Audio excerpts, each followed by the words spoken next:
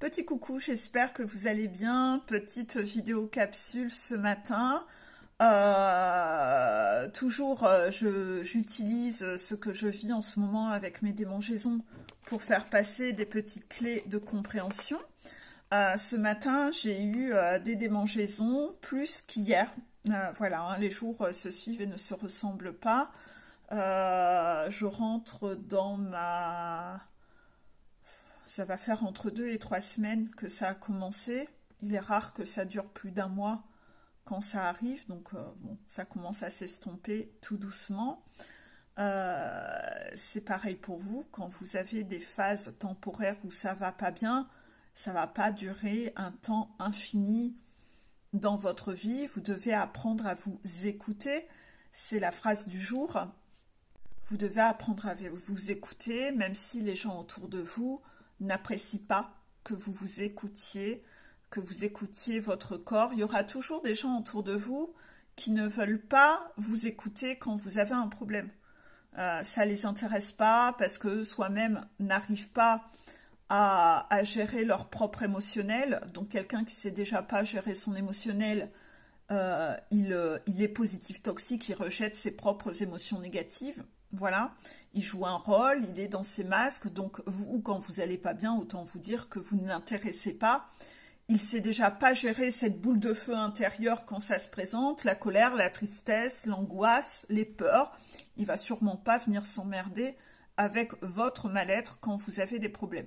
Ces personnes-là qui sont immatures émotionnellement sont des gens qui ne savent pas écouter les autres. Hein. Ils ne savent pas écouter les autres, ils n'ont pas cette forme de compassion et d'écoute. Ils vont plutôt aimer s'entourer de gens qui vont toujours bien. Et quand les gens ne vont pas bien, en général, ils se font la malle, ça ne les intéresse pas.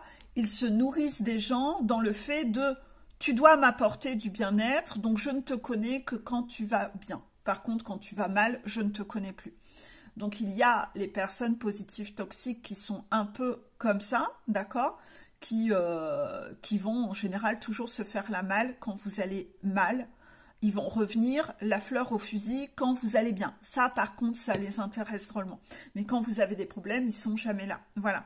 Donc ça, vous les repérez un peu. C'est tout le clan des positifs toxiques, les gens un peu hyper solaires. Voilà, ça, c'est le camp. Vous les repérez. On va les appeler aujourd'hui les tout blancs. D'accord ?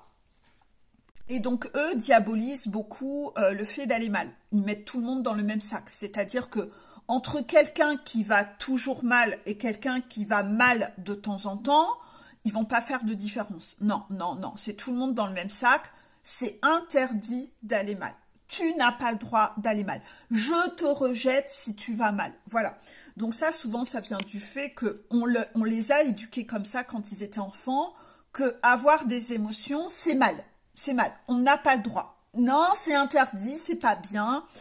Ce serait bien que tu redeviennes un petit enfant bibelot, un enfant qui sourit sans trop faire de bruit non plus, un petit bibelot sur ton étagère pour pas trop déranger les adultes. Voilà, viens pas trop péter les couilles aux adultes. Les adultes, ils ont besoin d'être en paix, les ch'tis enfants, ils doivent pas trop déranger. D'accord? Donc ça, il y a eu un peu cette forme-là que je caricature, bien entendu, des parents qui fonctionnent comme ça et qui ont donc inculqué et programmé dans la tête de leurs enfants qu'elle est mal, c'est pas bien, c'est diabolique. Donc souvent ce sont des enfants qui en grandissant ne vont jamais parler de leurs problèmes parce que si je parle de mes problèmes, je serai rejetée.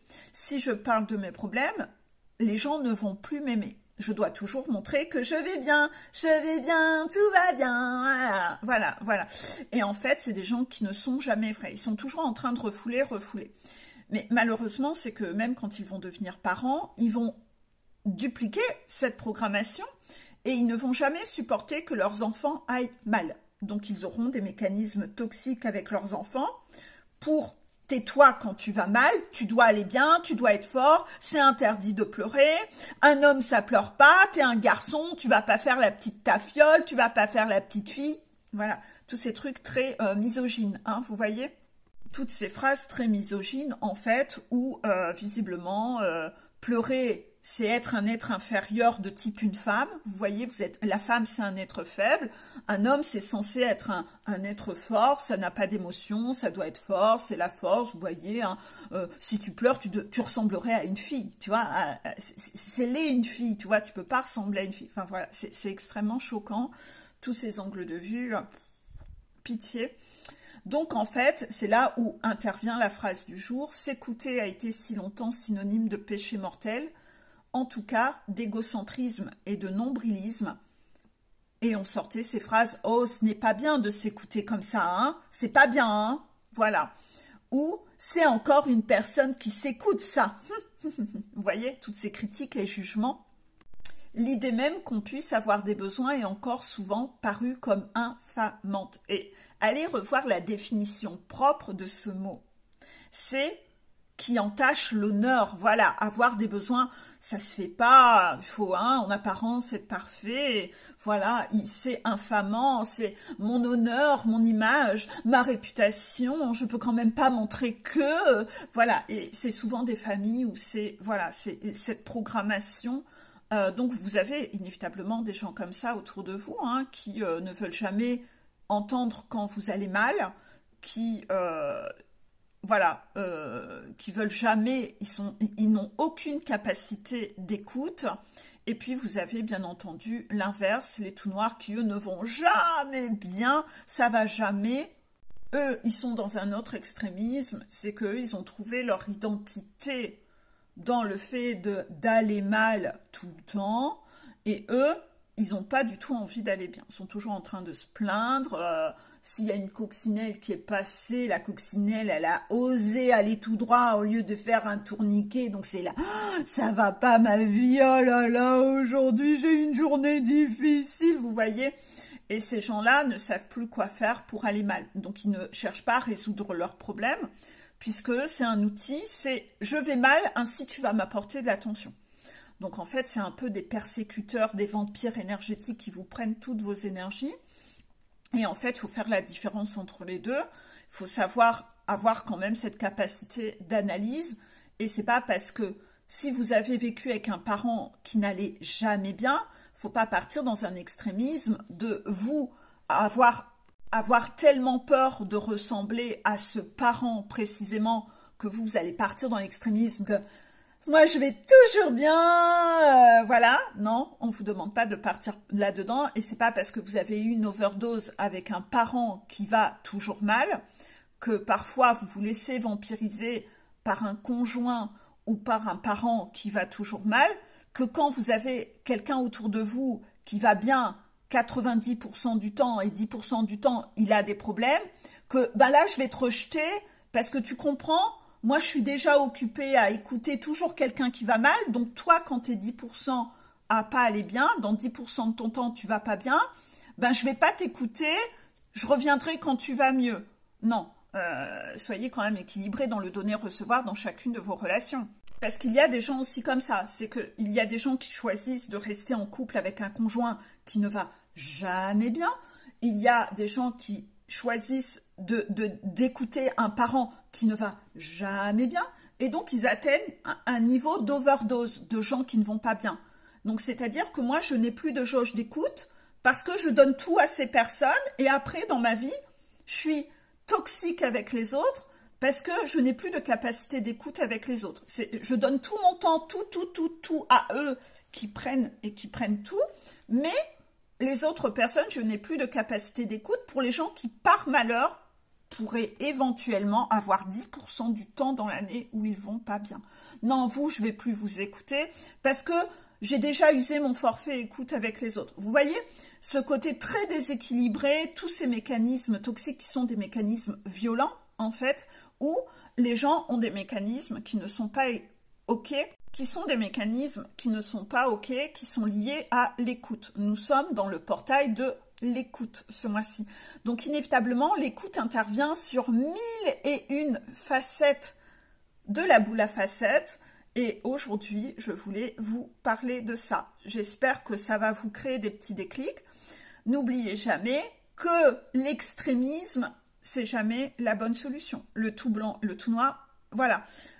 j'essaye de vous montrer tous ces extrémismes-là pour vous montrer que c'est très déséquilibré dans un sens ou dans l'autre.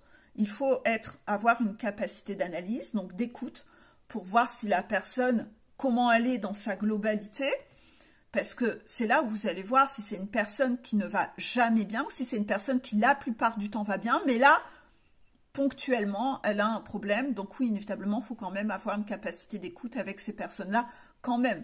Vous devez rester humain et vous ne pouvez pas non plus partir dans cet extrémisme. Voilà, hein. Donc, voilà, j'espère que cette petite capsule aujourd'hui aura permis de vous auto-observer, de voir un peu vous, comment vous fonctionnez, comment fonctionnent les gens autour de vous. Les gens qui sont dans ces types de violences avec vous dans votre vie, qui n'ont pas de capacité d'écoute envers vous, ben inévitablement, vous avez une bouche, vous pouvez leur exprimer et leur montrer ce que vous avez observé, que vous êtes quand même un peu déçu de ce type de comportement, parce que les gens ne se remettront jamais en question si vous ne leur faites pas remarquer que là, vous avez besoin de cette personne et que accessoirement, elle n'est pas là. Et que ça, c'est quand même un peu bizarre quand même. Vous voyez, les gens ne peuvent pas vous utiliser comme des jouets, des attractions, quand uniquement vous allez bien. C'est pas ça le principe d'une relation. Il y a un donner-recevoir, hein, voilà. Donc voilà, inévitablement, j'espère que cette capsule aura créé des petits déclics chez vous. Et je vous laisse relever vos défis authenticité et relever vos défis écoute. Mais écoute dans un donner-recevoir, voilà. Et puis recadrer les gens qui sont abusifs. Hein. Inévitablement, tout équilibre va devoir passer par le fait de savoir exprimer des choses et poser des limites avec les personnes qui sont beaucoup trop dans l'abus, dans un sens ou dans l'autre. Voilà, belle journée.